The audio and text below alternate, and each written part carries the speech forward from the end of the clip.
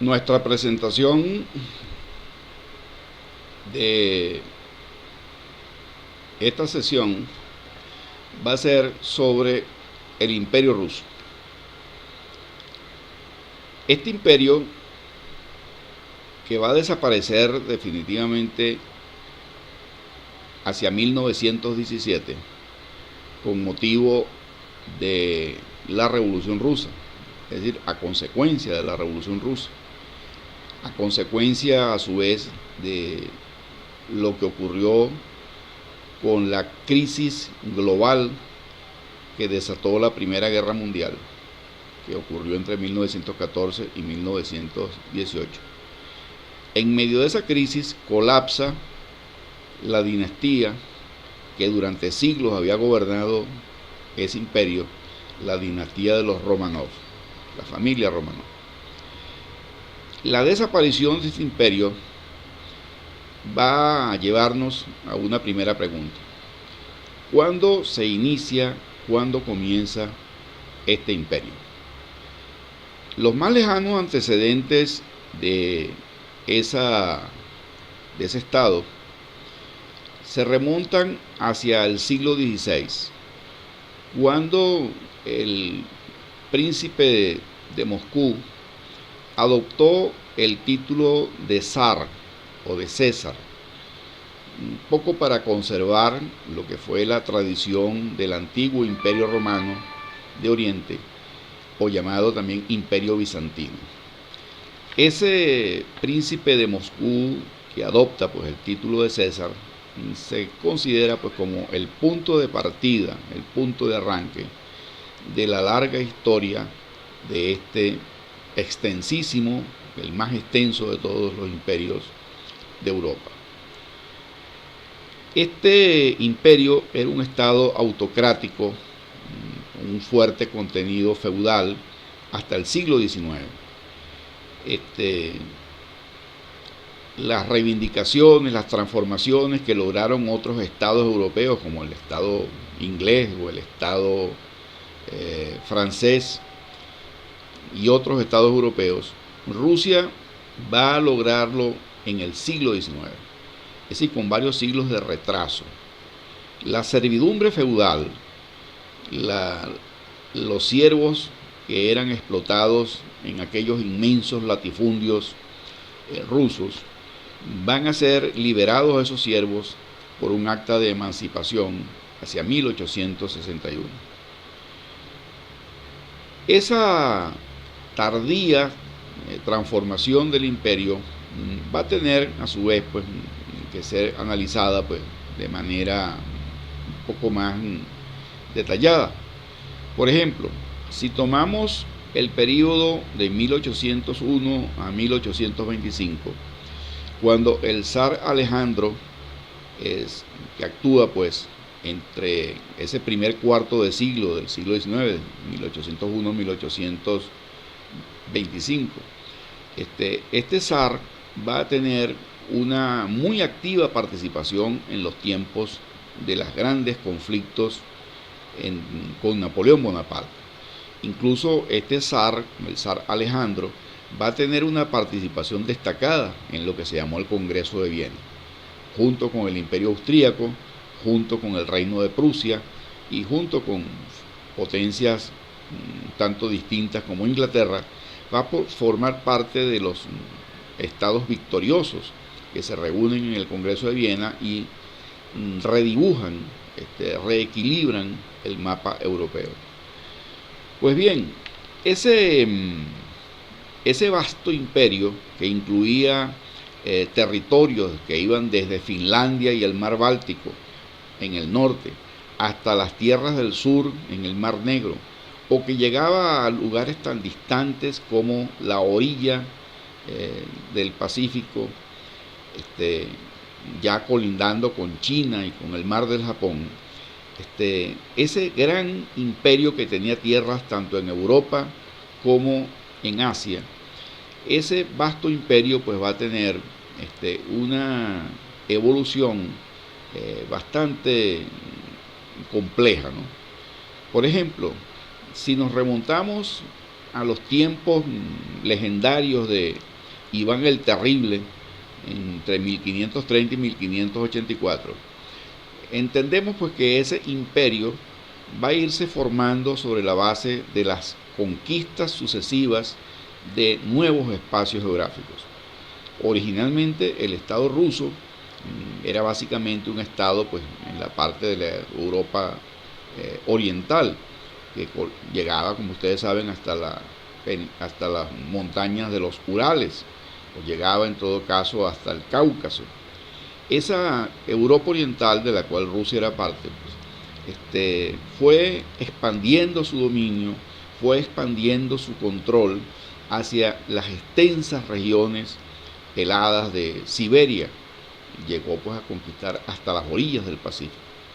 Ese inmenso y vasto territorio, pues, que tenía pues áreas bajo su control tanto en Europa como en Asia, va a ser pues uno de los más complejos y heterogéneos imperios del mundo.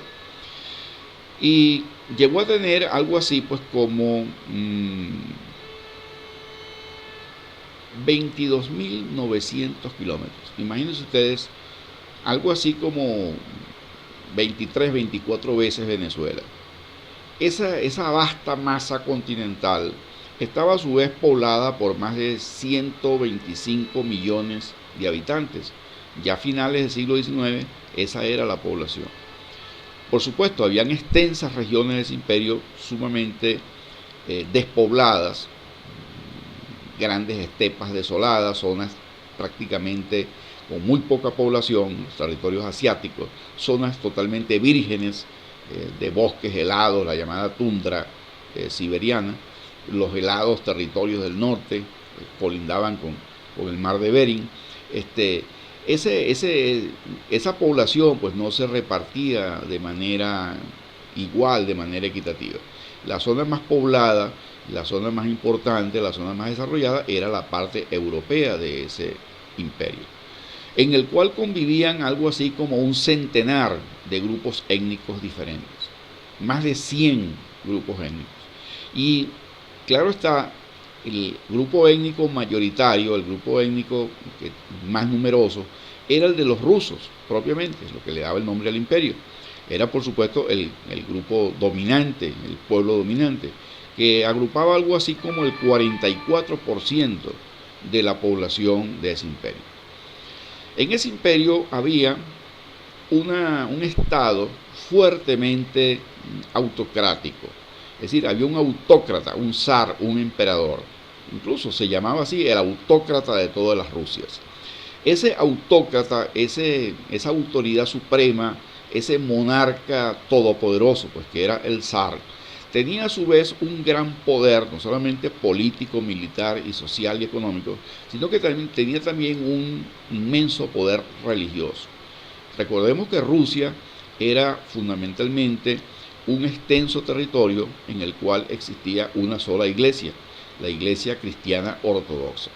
Igual que todos los pueblos de Europa Oriental que recibieron la influencia cultural y religiosa bizantina, lo que hoy día sería Ucrania, los pueblos que viven en la península de los Balcanes, y ese vasto territorio ruso pues tenía pues una población eslava y de la etnia eslava y al mismo tiempo pues de religión cristiano ortodoxa. Los ortodoxos, como sabemos, pues son un antiguo cisma, es decir, fueron aquellos que se mantuvieron fieles a los ritos del Oriente. Cuando se dividió el Imperio Romano, en el Imperio Romano de Oriente y el Imperio Romano de Occidente, la gente del Oriente tenía una mayor influencia griega. Ese Imperio Romano de Oriente pues va a sobrevivir a la occidentalización, a la romanización propiamente, pues, de la Roma propiamente dicha de Occidente. Esa región oriental pues del imperio va a tener un fuerte acento, vamos a decir así, más conservador, más ortodoxo, más cerrado. Ese aferrarse a ese pasado pues los llevaba pues a no aceptar, ellos no aceptaron nunca pues el poder del Papa de Roma. Ellos tenían sus propios patriarcas, sus propias estructuras religiosas, sus propias tradiciones, sus propios ritos. Por eso se llamaban la iglesia ortodoxa. Esa iglesia ortodoxa era la que existía en Rusia y el zar la controlaba. El zar estaba incluso por encima de los viejos patriarcas, que tuvieron que someterse a un sínodo, a una especie de concilio que él controlaba, pues, el propio zar de Rusia. Y junto con ese poder político, militar y religioso, pues el zar tenía también un fuerte control sobre la nobleza. Y esa nobleza, pues, que tenía una inmensa riqueza territorial, era la dueña de buena parte de las tierras de Rusia, eran como grandes señores feudales, tenían bajo su control, pues, el campesinado, a los siervos, pues, a la gente que vivía en esas tierras para provecho de estos poderosos señores nobles, ¿no? Pues bien, ese imperio, pues, tuvo una evolución muy distinta a la de otros imperios o reinos europeos propiamente dicho.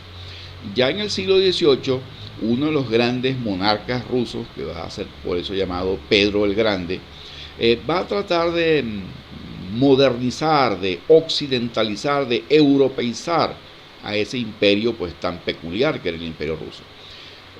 Pedro el Grande gobernó entre 1726 y 1761, y entre esas reformas, pues, va a reformar el Estado, por supuesto, va a tratar de hacer un Estado como más sistemático, más coherente, más siguiendo, pues, más o menos el patrón, pues, de los modernos reinos europeos.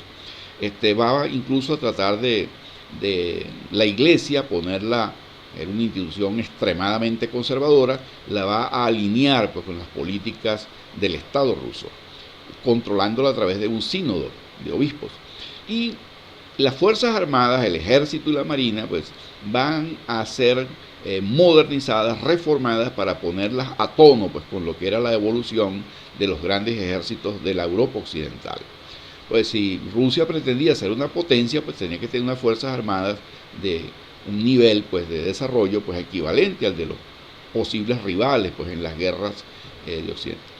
Bueno, una de las cosas que va a tratar de hacer Pedro el Grande es lo que se llamó la rusificación, es decir, uniformar culturalmente, ideológicamente, sobre todo desde el punto de vista idiomático, a través de la prensa, la educación, todo lo que era, pues, la aplicación de las leyes, y todo se hacía en ruso. Es decir, se obligó a ese centenar de pueblos, muchos de ellos ni siquiera eran europeos, sino pueblos de etnias asiáticas o pueblos de etnias europeas, pero muchos de ellos eran eslavos, pero no eran rusos. Pues todos se les obligó a aprender ruso, es decir, fueron rusificados a la fuerza. Es decir, se les impuso una especie de imperialismo cultural, ¿no? Eso es lo que se llama la rusificación. Y al mismo tiempo, pues, se trataba de occidentalizar, se le trataba, pues, de darle como un barniz europeo a aquel estado que era, y aquella nación o conjunto de naciones mucho más atrasadas, pues, que el resto de Europa. A la muerte de este monarca lo va a suceder una muy famosa también zarina, va a ser una descendiente de él, la famosa Catalina la Grande. Igual que Pedro el Grande, pues Catalina la Grande va a ser una gran monarca que va a gobernar hasta 1796. Esta Catalina va a continuar, pues, el proceso de transformar a Rusia en un estado, pues, que copiaba más o menos los moldes, pues, de los otros estados europeos. Va a tratar como de emparejarse, pues, de tratar de evolucionar en el sentido europeo, pero por supuesto con toda la peculiaridad, pues, del estado ruso. Ya para cuando comienza el siglo XIX y existe un famoso zar llamado el zar Alejandro, nieto de Catalina, este zar Alejandro es el que va a pasar a la historia, pues, como un personaje, diríamos, de gran importancia. Él va a gobernar entre esa primera cuarta parte, pues, del siglo XIX, entre 1801 y 1825. Este zar Alejandro es el que va a ser como la estrella, pues, en los tiempos de Bonaparte. Va a participar en todo un conjunto de de guerras y conflictos, lo que se llaman las coaliciones, pues que van a enfrentarse con Bonaparte. Es decir, él va a ser aliado del Imperio Austríaco, del Reino de Prusia y de otras potencias, pues, que enfrentan a Bonaparte y terminan derrotando a Bonaparte. En una de esas guerras, Bonaparte incluso llegó a atacar la propia capital de Moscú, e incluso pues tuvo que al final retirarse en derrota, y pues es uno de los grandes desastres militares que recordemos pues sufrió Bonaparte. Bueno, de todos esos conflictos, pues al final Rusia quedó pues como en el grupo de las potencias vencedoras de Bonaparte, y por esa razón fue parte importantísima en lo que se va a llamar el Congreso de Viena, pues de 1815. Y como tal, pues Alejandro pues va a tener pues la consolidación pues de su imperio, se le van a reconocer sus fronteras, se le van a reconocer sus conquistas, incluso va a ser parte de lo que se llamará la Santa Alianza, una alianza de las potencias más conservadoras, pues que encabezaba Rusia, el Imperio Austríaco, el Reino de Prusia, y posteriormente se incorporan a esa alianza los Borbones restaurados en Francia y en España, ¿no? Esa Santa Alianza, es decir, los tronos de los autócratas junto con el poderío de las iglesias, va a darle pues un barniz así de conservatismo a aquellas sociedades. Esos estados pues conservadores, monárquicos, cerrados, que enemigos jurados pues de las conquistas de la Revolución Francesa, ellos van a tratar de rechazar, enfrentar, eliminar esas conquistas de esa revolución. Pues bien, esa Rusia pues que va a ser gobernada por estos zares, uno de los más importantes pues de Alejandro va a ser Nicolás I, gobernó de 1825 a 1855. Él va a continuar ese estilo un tanto más cerrado que su padre, y de alguna forma pues vamos a entender pues que la sociedad rusa intenta como volver como a buscar sus raíces en su eslavismo, es decir, en sus raíces étnicas eslavas, en sus raíces étnicas propiamente rusas. Es decir, quisieron como no occidentalizarse demasiado, ¿no? Y eso va a corresponder en el siglo XIX a una especie de época dorada, ¿no? de gran florecimiento cultural, vamos a decir así, autóctono, nacional, puramente ruso, ¿no? Ese canto a la Rusia eterna, ese canto a la originalidad pues, de la cultura rusa, los va a llevar incluso a un florecimiento en la poesía, en la novela, en todas las artes. Y uno de los centros pues, de ese florecimiento cultural va a ser el romanticismo literario. Ese romanticismo literario que tiene su máxima expresión en la poesía de Alejandro Pushkin. Ellos van a ser llamados eslavófilos, es decir, como amigos de todo lo que fuera eslavo, es decir, es una especie de nacionalismo ruso. Esa eslavofilia se va a enfrentar pues, a lo que era ese afán occidentalizador, pues esa imitación a todo lo francés, a todo lo británico, a todo lo alemán. Es decir, era como una especie de rechazar tanta espíritu extranjero y más bien concentrarse en lo que era pues el verdadero espíritu ruso, en la originalidad rusa. Eso va a ser típico del movimiento cultural del siglo XIX. Es una especie de conflicto pues, entre no abrirse demasiado pues, al mundo y otros que querían abrirse o terminar de abrirse al mundo, es decir, recibir la influencia, pues, diríamos, de esas culturas occidentales. Bueno, los grandes escritores, como por ejemplo, además de Pushkin, León Tolstoy, autor de la famosa novela La Guerra y Paz, de Ana Karenina, autores como Fedor Dostoyevsky, con su famosa novela Crimen y Castigo, El Jugador, grandes literatos como Gogol o como Iván Turgenev, por ejemplo. Estas grandes figuras literarias pues, de la Rusia del siglo XIX le van a dar a Rusia como un papel importante en la cultura universal. Es decir, porque no solamente es la imitación de los modelos extranjeros, es más bien la, el sacar pues su verdadera naturaleza, su verdadero aporte como pueblo. Y esto tiene una gran importancia porque es lo que le va a dar como la identidad pues a ese pueblo ruso. Bueno, ese pueblo, en su inmensa mayoría, era un pueblo campesino, es decir, las 4/5 de la población rusa era población rural. Solo 1/5 parte de esa población vivía en las grandes ciudades, y las grandes ciudades eran muy pocas.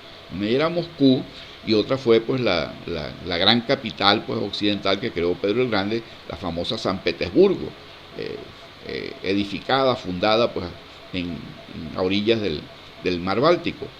La llamada Venecia de Oriente, la llamaron. Esas grandes urbes, primero la primera capital que fue Moscú, y luego la capital moderna, pues a partir del siglo XVIII, que va a ser San Petersburgo, le dan pues a Rusia pues ese desarrollo europeo pues que tanto ambicionaban sus élites. Pero no dejaba de ser un país rural, no dejaba de ser un país basada principalmente en los grandes latifundios que llegaban a tener hasta 50 kilómetros cuadrados de extensión, una especie de gigantescas haciendas propiedad de la nobleza o propiedad de la iglesia. Eso le daba pues un sentido de economía y de sociedad atrasada pues a Rusia. Es decir, Rusia era un país de contraste pues. Por un lado tenía una especie de crecimiento moderno hacia el capitalismo, y por otro lado tenía pues un fuerte acento que olía a feudalismo, a atraso, a sociedad rural, a economía rural ineficiente. Bueno, sin embargo, Rusia empezó a tener pues una especie de crecimiento industrial importante, pero ese crecimiento industrial estaba básicamente concentrado en la zona europea de Rusia, es decir, en los alrededores de Moscú, de San Petersburgo, en Polonia, en la parte de los Urales, es decir, donde estaban concentrada también la población rusa. Pues. Es decir, ese crecimiento capitalista, pues básicamente se va a dar en la industria textil y sobre todo en algunas actividades como por ejemplo la extracción de carbón o la fabricación de hierro y otras actividades siderúrgicas. Ya hacia 1890, ya finalizando el siglo XIX, Rusia ya era un país pues con un importante crecimiento, por ejemplo, del sistema ferroviario. Llegó a tener más de 32.000 kilómetros de líneas ferroviarias. Imagínense ustedes que Venezuela no tenía en ese entonces ni 200 kilómetros. Comparen eso con 32.000 kilómetros cuadrados. Perdón, 32.000 kilómetros de líneas ferroviarias. También hay que tomar en cuenta que Rusia era un país demasiado extenso. Una de esas grandes vías ferroviarias, por cierto, fue el famoso ferrocarril transiberiano, que conectaba pues a Moscú con el otro extremo pues del imperio, pues que era la ciudad de Vladivostok, que estaba en las orillas pues del Océano Pacífico. Es decir, atravesaba un inmenso territorio e integraba pues ese territorio. Incluso ese ferrocarril llegó a tener ramales que iban hacia China y hacia la zona de Corea, ¿no? Bueno, esa integración a través del ferrocarril, esa integración cultural a través de la rusificación, esa integración a través de una autoridad militar, un gran ejército que era como la espina dorsal, pues, que mantenía organizado aquel vasto imperio tan heterogéneo, le daba pues al imperio ruso pues una peculiar característica. Pues. En el fondo era un imperio muy débil, ¿no? Era muy grande, era un imperio gigantesco, pero muy poco integrado. Y tenía grandes zonas prácticamente deshabitadas. Tenía muchos recursos, pero tenía muy poco crecimiento industrial comparado, por ejemplo, con otros países que eran mucho más pequeños, pero más intensamente industrializados, poblados y desarrollados pues, en términos económicos y sociales. Bueno, ya hacia finales del siglo XIX, Alejandro III, uno de sus famosos pues, zares de finales de siglo, va a tratar de atacar ese espíritu modernista que estaba penetrando mucho en Rusia.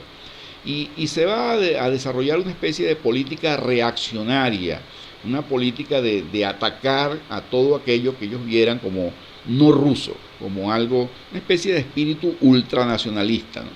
Y ese ultranacionalismo llegó incluso a tener, si se quiere, un fuerte toque antisemita, ¿sí? Antijudío. Va a haber unas grandes persecuciones a los judíos en esa época, ¿no? Eso va a ser una de las constantes en la historia de los rusos. Pues bien, en el siglo XIX va a haber algo también muy importante, que es la participación de Rusia en un conjunto de conflictos militares muy importantes, como por ejemplo fue la guerra de Crimea en 1854, en la cual se enfrentan básicamente con el imperio turco, que va a recibir la ayuda, este imperio, en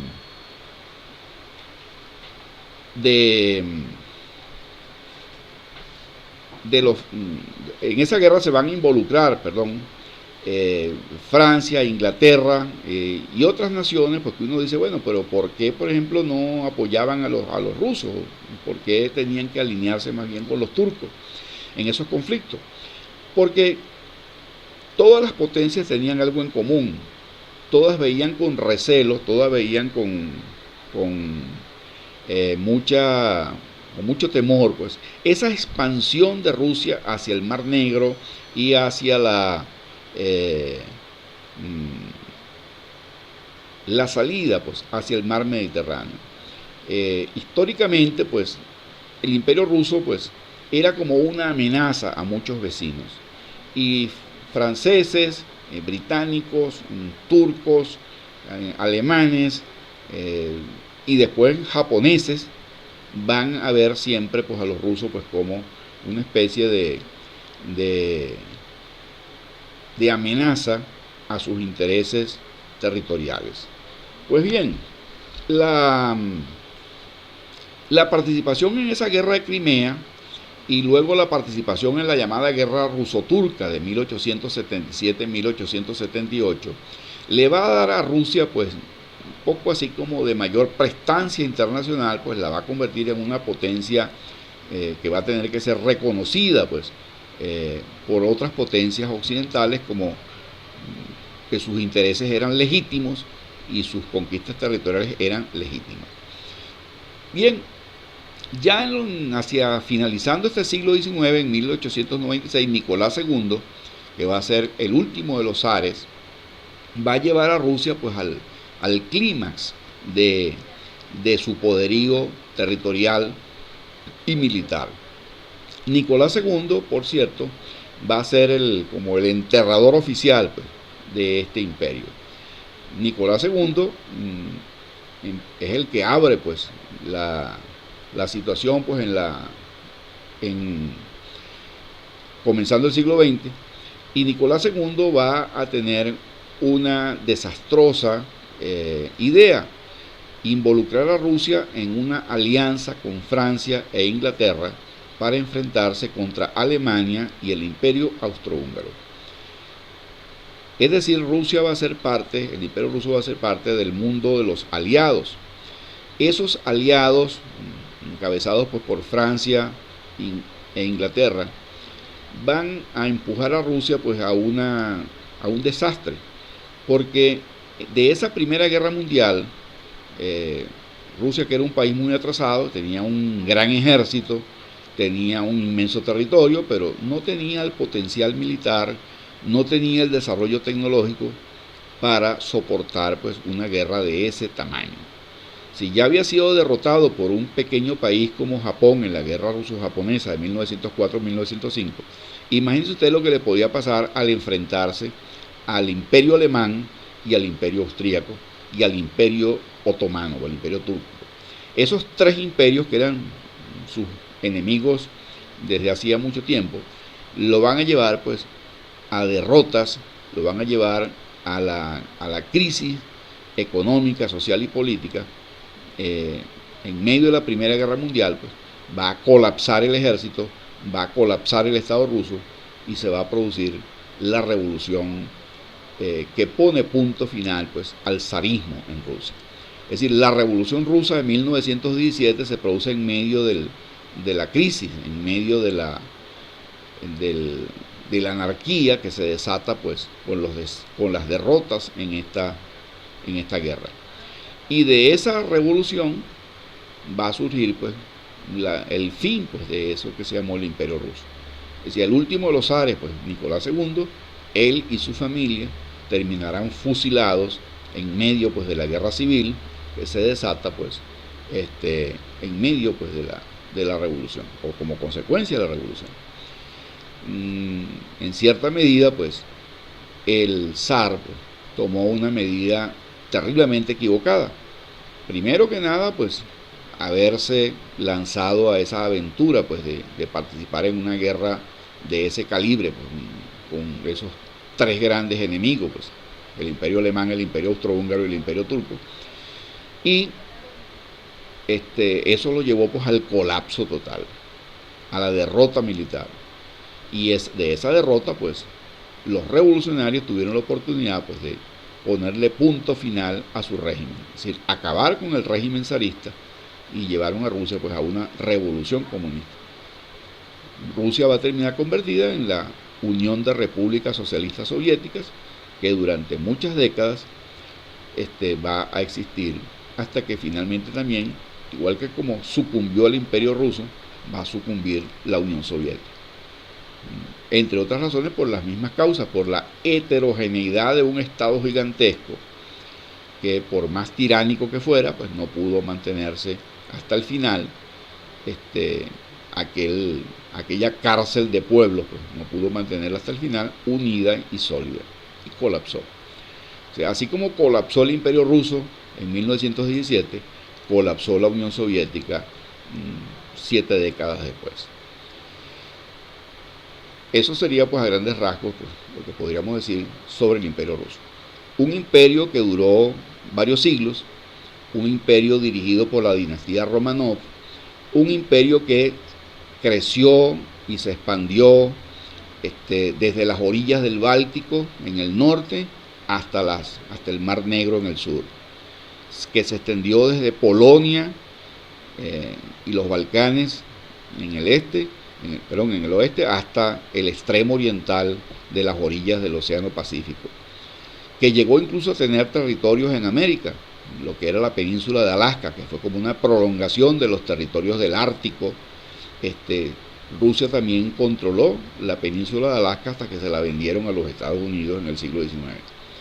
Y, por supuesto, ese imperio ruso pues, va a controlar pues, ese vasto territorio pues, de más de 20 millones de kilómetros cuadrados, un territorio con más de 100 millones de habitantes, pero que tenía al mismo tiempo más de 100 etnias distintas. Y que por más esfuerzos que hicieron por rusificarlo, por eslavizarlo, por convertirlo en una especie de pueblo homogéneo, pues eso no se logró. No se logró convertirlo en algo único. Por más nacionalistas, por más que le insuflaran pues ese espíritu ruso de la Rusia eterna, de la madre Rusia y toda esa serie de idealizaciones del pasado, ese imperio ruso pues no va a sobrevivir a las grandes crisis que se desatan comenzando el siglo XX. Y la crisis mayor pues, de ese comienzo del siglo XX va a ser la Primera Guerra Mundial. La Primera Guerra Mundial pues va a llevar pues, al imperio ruso al colapso, a la destrucción y a la desaparición.